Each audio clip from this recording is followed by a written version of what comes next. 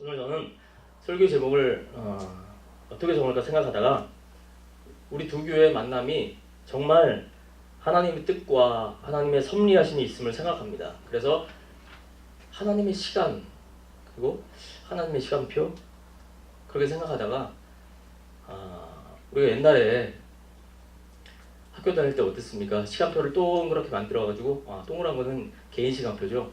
학교 가면 네모나게 해가지고 1교시, 2교시, 3교시, 4교시, 1교시, 2교시 끝나고 밥 먹고 3교시, 4교시 끝나고 진짜 점심 먹고 그렇죠?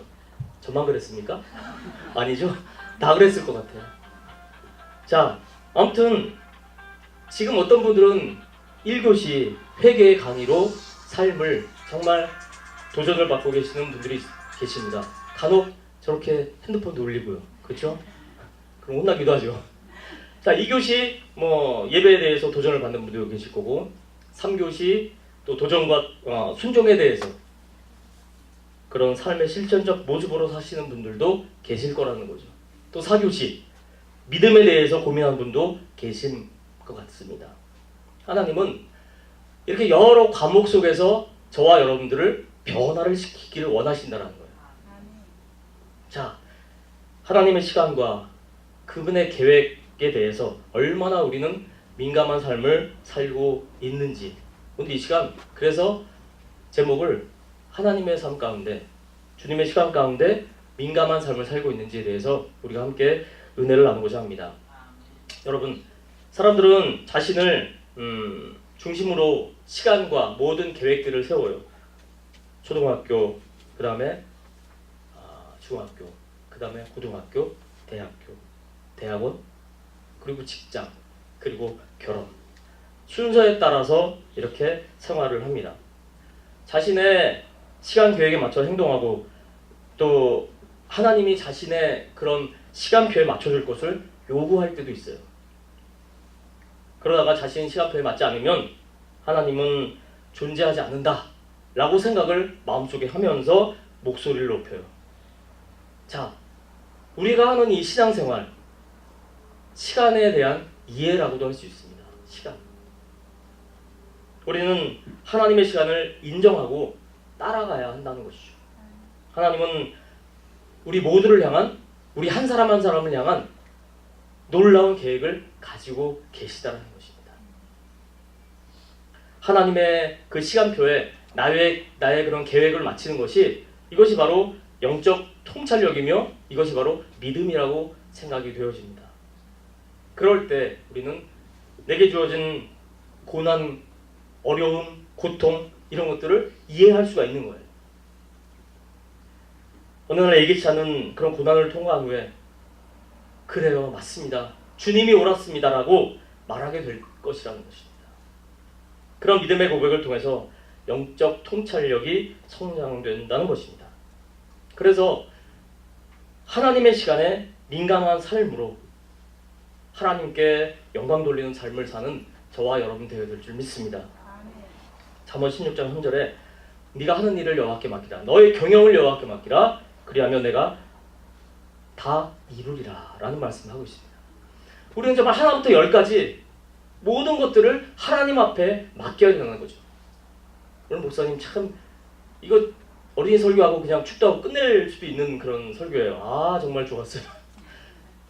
하나님 앞에 맡기는 하나님 앞에 기도하는 그런 모습 하나부터 열까지 다 전부 이것이 얼마나 중요한지 몰라요. 영국에서 제작된 영화 중에서 불의 전차라는 그런 영화가 있어요. 자, 이것은 올림픽 경기, 그러니까 파리 올림픽이었을 것 같아요. 올림픽 경기, 육상 경기에 출전한 두 명의 그런 젊은이의 집념을 그린 스포츠 영화예요. 유태인이었던 이 해럴드라는 학생은 캠브리지 대학생이었어요. 그래서 파리 올림픽 그 육상 경기에서 우승할 야망을 가지고 있었어요. 그래서 그 당시에 유태인들이 정말 편견이 심했고 멸시를 받았던 그런 모습에서 내가 이 올림픽에서 우승을 금메달을 땀으로 인해서 이런 유태인들에 대한 편견을 없애겠다, 멸시를 없애겠다라고 다짐을 한 그런 청년이었어요. 해럴드. 자, 또 한 청년이 있었습니다. 이 청년은 선교사님의 아들이었어요. 에릭이라는 선교사님의 아들이었습니다. 이 청년도 함께 출전을 합니다. 자, 하지만 이 에릭은 마침 이 시합일이 주일인 것을 알았어요. 아하, 안 되겠다. 갑자기 출전을 포기합니다. 주일날은 나는 경기를 뛰지 않습니다라고 선포를 합니다. 그리고 동료 선수의 양해로 에릭은 다음 날에 있는 400m 경기에서 출전을 했습니다. 자, 그래서 그 경기에서 금메달을 땁니다. 그리고 헤럴드라는 청년도 이 100m 경기에 출전해서 금메달을 결국은 땁니다. 자, 어느 날 죽도록 달리기 연습을 하고 있는 이 에릭에게 동생인 제니가 묻습니다. 오빠는 왜 그렇게 달리기만 해? 다른 것도 할 것도 많은데 왜 달리기만 해? 이렇게 묻습니다. 그때 에릭은 이렇게 대답하죠. 나는 내가 달릴 때 하나님의 기쁨을 내 안에 느껴. 하나님의 마음을 느껴. 하나님의 마음을 갖고 있다는 거죠. 사랑하는 여러분, 하나님을 경외하고 또 하나님을 기뻐하는 사람 하나님께서 사용하시고 하나님의 시간을 기다리는 사람에게 은혜를 베푸신다는 거예요. 이렇게 기다림이 중요한 것입니다. 기다림. 하나님을 경외하고 하나님의 때를, 하나님의 시간을 기다리는 사람에게는 필요한 것이 있습니다. 두 가지. 희생, 인내. 두 가지예요. 그런데 오늘 사는 사람들에게는 인내도 별로, 희생도 별로, 그렇게 달갑게 들리는 말이 아닙니다. 현대인들은 기다리는 일을 잘 못하죠. 모든 일을 그냥 자신 의대대로 그냥 빨리빨리 그렇게 진행되는 것을 좋아하는, 특히 한국 분들, 그렇죠? 저도 마찬가지. 빨리빨리. 그래서 패스트푸드라는 그런 말이 생긴 것 같아요. 빨리빨리. 응? 저는 캐나다에 2001년 5월 19일 날 이제 한국에서 계속 부목사로 있다가 유학의 길을 가기 원해서 2001년 5월 19일 날 캐나다 토론토에 첫 발을 디뎠어요. 자, 새로운 환경이었습니다. 그리고 새로운 여건이었습니다. 모든 게 새로웠습니다. 하루는 은혜가 났어요. 제가 이제 엄청 기다리다가 저희 차례가 되어서 디파짓 할 거를 이제 주고 이제 마지막 영수증만 받으면 끝이에요. 이제 집에 가요. 여러분, 그 다음 여러분 상상에 맡길까요? 자, Hi Joe, Hi brother. 그렇게 하면서 디파짓 돈을 세면서 하이파이브 하고 세도 돈 까먹으니까 다시 세고 옆 사람이 물어보는 거 다 대답해주고 지나가던 상사 옷깃 여며주고 응? 커피 마시라고 커피 주면 훌쩍훌쩍 마시면서 한마디로 희락락하는 그런 참 느릿느릿. 손님은 안중에도 없어요. 자, 우리나라 사람과는 정반대의 삶을 보았어요. 느릿느릿. 우리는 빨리빨리. 그렇죠? 자, 근데 이곳 LA는 또 틀리더라고요. 이 LA는 그냥 느려요. 그렇죠? 그냥 느려요.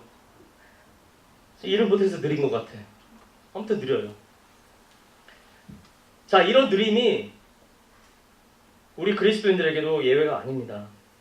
예배, 기도, 찬양, 봉사, 섬기는 일, 그리고 모든 행사들 한결같이 그냥 신속하게 하려고 그렇게 생각을 많이 해요. 빨리빨리. 그 일에 역사하시는 하나님의 뜻에는 별로 관심이 없다라는 그런 생각이죠. 마치 하나님, 우리 잘했죠? 우리가 최고죠? 그렇게 생각하는 것처럼 하나님, 우리가 준비한 이 일로 하나님 기뻐해 주시고요. 우리에게 복 좀 주세요. 그렇게 느껴집니다. 어떤 일이든지 하나님의 뜻을 벗어나면 하나님의 눈에 외면당합니다. 그렇죠? 아무 보잘것없는 일이라도 하나님의 뜻에 합하면 하나님은 우리에게 은혜를 주신다는 사실입니다. 계시록 3장 4절에 보니까 사대교회에 대한 예수님의 말씀이 있습니다. 그러나 사대에 그 옷을 더럽히지 아니한 자 몇 명이 내게 있어 흰 옷을 입고 나와 함께 다니리니 그들은 합당한 자인 영고라. 계시록의 7교회 중에서 사대 교회는 자기 뜻대로 살다가 칭찬이 하나도 없었어요. 그리고 책망만 받았어요. 비참한 교회였습니다. 그럼에도 불구하고 하나님의 합당하게, 하나님의 뜻에 합당하게 행한 사람들이 하나님의 은혜를 입었다는 사실입니다. 여러분, 신앙이라는 것 철저하게 영적인 것입니다.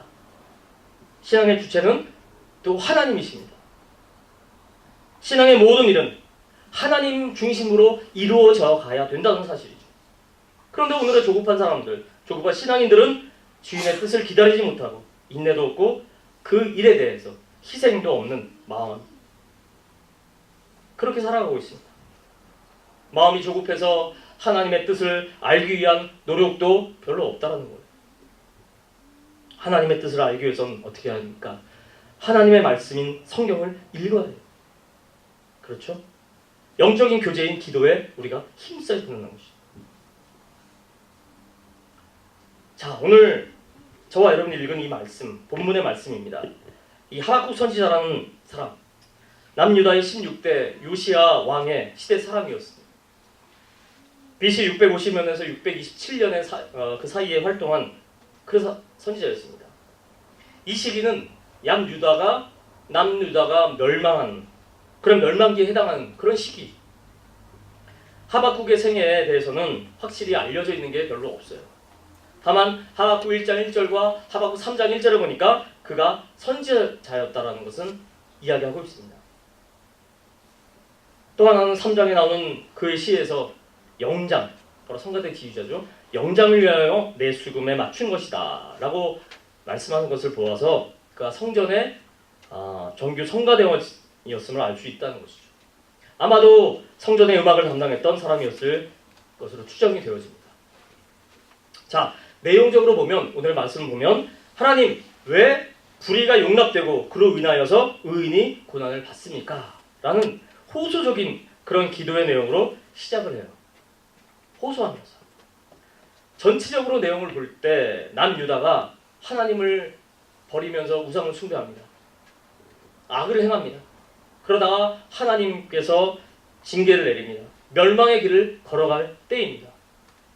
그때 하나님은 이웃의 강대국인 바벨론을 들어서 사용을 하시죠. 남유다를 징계하시고 계획하십니다. 그리고 선지자를 통해서 경고를 하시는 말씀이에요.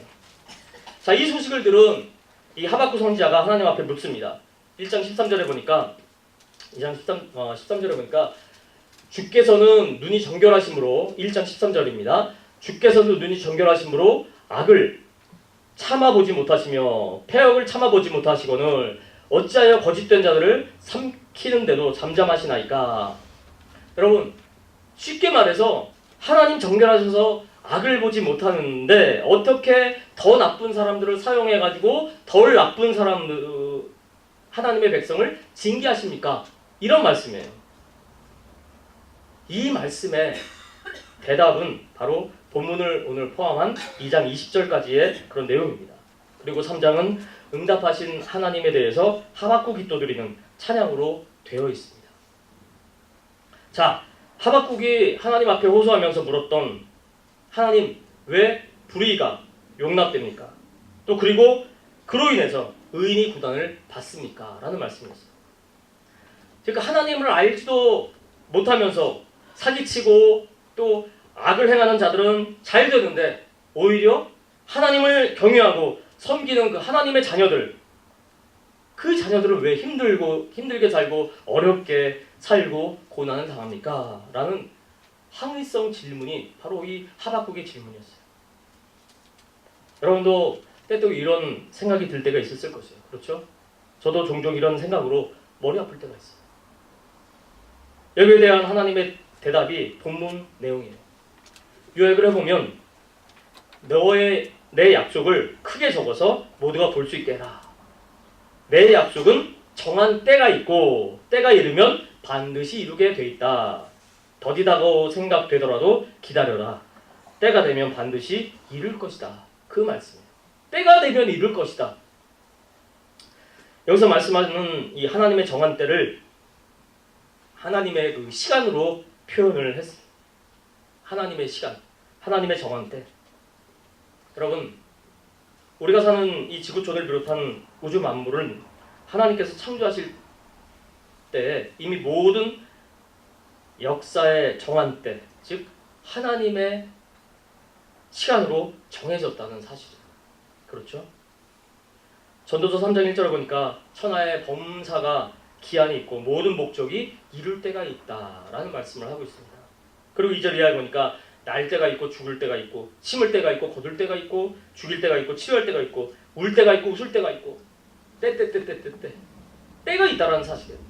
바로 하나님의 정하신 때를 이야기하는 것입니다. 그러면서 11절에 보니까 그러나 하나님의 하신 일의 시종을 사람으로 측량할 수 없게 하셨도다 그렇게 말씀하고 있습니다. 결국 우리가 깨닫지 못하는 사이에 세상의 모든 일은 하나님의 정하신 때에 돌아간다는 거예요. 진행되어지고 이루어진다는 사실이에요. 그렇죠? 이 말씀을 하신 의도는 전도서 12장 13절로 14절에 이야기하고 있습니다. 일의 결국을 다 들었으니 하나님을 경외하고 그 명령을 지킬지어다. 이것이 사람의 본분이니라. 하나님은 모든 행위와 모든 은밀한 일을 선악간에 심판하시리라. 맞습니다, 여러분. 하나님의 정하신 때가 있다는 거죠. 자, 요즘엔 좋은 직장을 구하기 위해서 남자들도 성형수술도 하고 그리고 화장을 하는 것은 기본이고요. 그렇죠? 그것까지는 좋은데 기가 막히고 코가 막힐 일은 정말 운명을 바꾸고 팔자를 고치기 위해서 손에 있는 이 손금까지 성형을 한다는 이야기예요. 끊어진 거 붙이고 뭐 그렇게 하겠죠? 어떻게 할지 모르는데. 여러분, 손금을 성형하고 몸을 뜯어 고친다고 하나님의 시간을 바꿀 수 있을까요? 전혀 없습니다.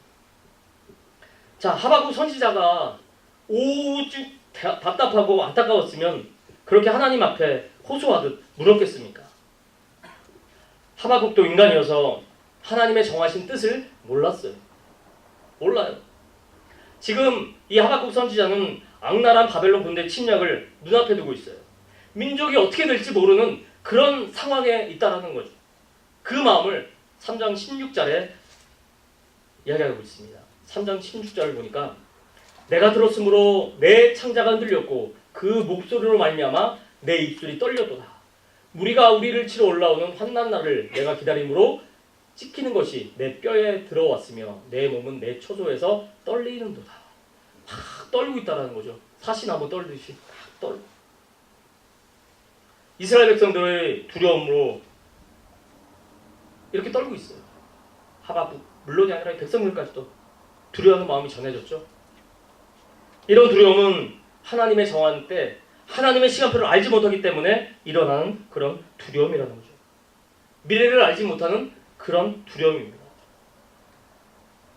여러분도 때때로 미래에 어떤 일이 일어날지 두려울 때가 있죠. 그렇습니다. 지진에 대한 그런 뉴스를 보다가 2008년 뉴스 기사 제목에 이런 그 기사가 있더라고요. 남가주 주민은 떨고 있다. 최근 들어 잦아지는 지진. 자, 그런 제목을 보았어요. 아마 지난주에도 이 남가주에 한 3일인가요? 지진 경보가 계속 있었더라고요. 여러분, 지진 두렵습니다. 그렇죠? 더 두려운 것이 있다고요. 남가주에는 무더위. 제일 두렵고. 자, 이렇듯 미래에 어떤 일이 일어날지, 지진이 날지, 지금 동남부에는 허리케인으로 막 그냥 고생하고 있는데 얼마나 피해를 줄지 참 두렵습니다. 자, 이런 일은 지진에 우리가 대비하고 그리고 준비하고 그리고 허리케인에 대비를 철저히 하면 견뎌낼 수 있어요. 즉 하나님의 정한 때, 하나님의 시간을 알면 두려움이 평안함으로 바뀝니다. 그리고 염려와 근심이 확신으로 바뀌게 됩니다. 자신의 계획이나 자신의 힘을 의지하면 여러분 두려움입니다. 염려가 일어나지만 하나님의 때를 의지하면 확신과 평안이 생긴다라는 사실이에요. 그래서 하나님의 정한 때, 하나님의 시간표를 우리는 신뢰해야만 한다는 것입니다. 그 하나님의 정한 때를 알기 위해서 하나님의 시간에 민감한 삶을 우리는 살아야 한다는 것이죠. 자, 하박국 선지자는 자신의 생각에 빠져서 두려움의 늪속을 헤매고 있었습니다. 그래서 하나님 앞에, 하나님은 정말 정결하시는데 또 악을 보지 못하시는 하나님께서 어떻게 더 나쁜 사람들을 사용해서 덜 나쁜 하나님의 백성을 징계하십니까? 그렇게 이해하는 거예요. 왜 그들의 악한 행동이 옳은 것입니까? 그렇게 물어보면서 읊조리는 거예요. 그러면서 하나님의 응답을 기다리죠. 본문 1절입니다. 내가 내 파수한 곳에 서며 성루에 서리라. 그가 내게 무엇이라 말씀하시는지 기다리고 바라보며 어떻게 대답하실지 보리라. 하나님의 지금 응답을 기다리고 있습니다. 자, 하박국 선지자의 기도는 하나님의 공의, 그 공의가 시행되지 않는 데 대한 의문입니다. 그로 인한 하나님의 백성의 고통을 호소하는 기도였습니다. 이러한 선지자의 고통, 하나님의 정한 때를 알지 못하는 것 때문에 생긴다는 것이죠. 자, 우리도 역시 마찬가지죠. 어려운 상황을 만나게 되면 하박국 선지자처럼 하나님의 천사가 부당하게 여기기까지도 합니다. 왜냐하면 자신의 어려운 상황, 힘든 상황을 만나면 오로지 모든 관심을 나의 어려운 그 상황, 나 자신으로만 집중되어지기 때문이에요. 그렇죠? 그래서 하나님 왜 하필 나에게 이런 일이 일어납니까? 그렇게 하긴 합니까? 또는 하박국처럼 안 믿고 약한 사람들은 잘만 사는데 하나님을 섬기고 또 애쓰는 우리 가정에 이런 어려움을 주십니까?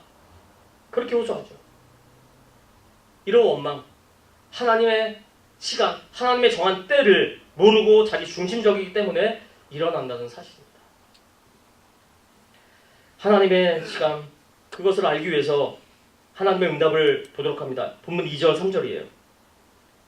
여호와께서 내게 대답하여 이르시되 너는 이 묵시를 기록하여 판에 명백히 새기되 달려가면서도 읽을 수 있게 하라. 이 묵시는 정한 때가 있나니 그 종말이 속히 이르겠고 결코 거짓되지 아니하리라. 비록 더딜지라도 기다리라. 지체되지 않고 반드시 응하리라.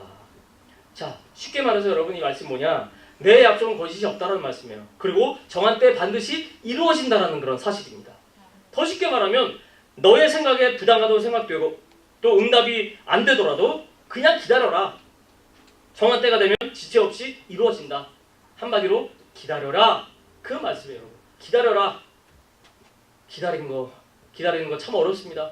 그럼에도 불구하고 우리는 기다려야 된다는 사실이죠. 기다려야 된다는 사실. 하나님의 시간을 따른다는 것은 바로 하나님의 정하신 때를 기다린다라는 말씀인 것이죠. 그런 의미예요. 내가 하나님을 신뢰하고 있으며 또 성령 안에서 믿음으로 기도했고 기도에 응답하실 줄 믿는다면 우리는 기다려야 된다는 사실이에요. 기다리는 것밖에 없어요. 강단에서 어떤 말씀을 하든지 정말 우리는 기다리는 것, 그거 하나밖에 한 것밖에 없습니다.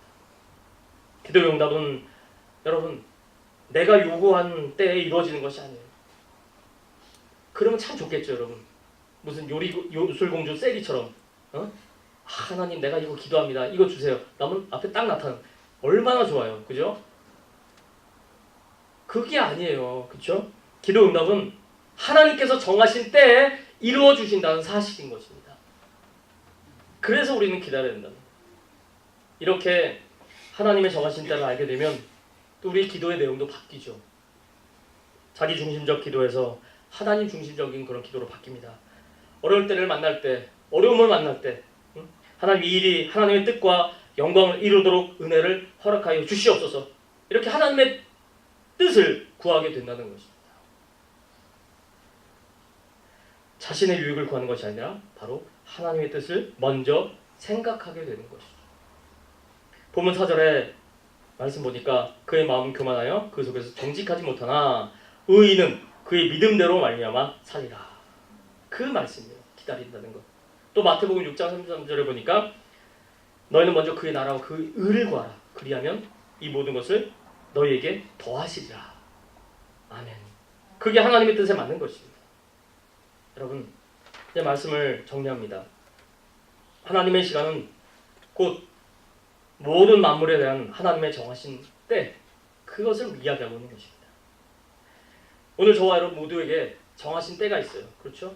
그러므로 때로는 어렵고 힘들고 어려운 상황에 그런 있을지라도, 그것이 또 이해가 되지 않을지라도 우리는 하나님을 믿고 하나님을 기다리는 것, 이것이 가장 중요하다는 사실입니다. 하나님의 약속이 더딜지라도 기다려야 됩니다.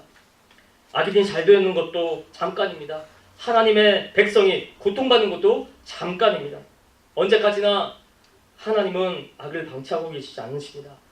그래서 우리가 하나님을 신뢰하며 기도하고 또 기다리는 여러분들의 눈물을 결코 외면하지 않는다는 사실, 끝까지 우리는 포기하지 아니하고 성실한 그런 삶과 충성된 열심인 그런 모습으로 주님 앞에 나아가야 된다는 것입니다. 끝으로 그럼 우리가 구체적인 삶에서 어떻게 민감한 삶, 하나님의 시간에 민감한 삶을 살아가야 하는지 한 편의 영화를 소개하면서 마치려고 합니다. 자, 이 영화는 우리가 지난주에 우리 성도님들과 함께 본 영화예요. 자, 기도의 능력을 주제로 삼은 그런 영화, 워룸이라는 영화입니다. 영화 속에서 워룸은 바로 기도의 방을 이야기하고 있습니다. 나의 모든 문제를 내어놓고 주님이 행하시기를 구하는 기도의 그런 골방, 그것을 이야기합니다. 제약회사 영업사원인 이 토니라는 사람과 부인인 부동산 중개업자 리즈, 자, 이 부부 사이에 정말 많은 어려움들을 겪습니다. 자, 그러던 중 집을 팔러 내놓은 클라라라는 할머니를 통해서 그 집에 있는 원룸, 기도의 방, 그 기도의 골방에 대해서 보면서 또 도전을 받게 됩니다. 그래서 자신도 기도의 무릎을 꿇음을 통해서 가정 치유를 경험한다는 그런 이야기. 자, 재미도 있고 정말 감동도 있고 도전받게 되는 그런 영화입니다. 자, 리즈가 남편의 그런 외도의 위기를 알고서 집안을 걸어다니면서 정말 이 선포로 기도하는 그 모습들, 그리고 골방에서 기도하는 그 모습, 그런 모습들이 하나님 시간에 민감한 삶의 모습이라고 생각되어집니다. 저와 여러분도 정말 그렇게 될 줄 믿습니다. 여러분, 기도의 골방에서 주를 만나시길 바랍니다. 이 시대 성도와 또 교회를 위해서 필요한 영화라고 생각되어집니다. 하나님의 시간에 민감한 삶을 살기 위해서 기도의 방에서 하나님을 만나는 그런 저와 여러분이 되어야 될 줄 믿습니다. 기도하겠습니다.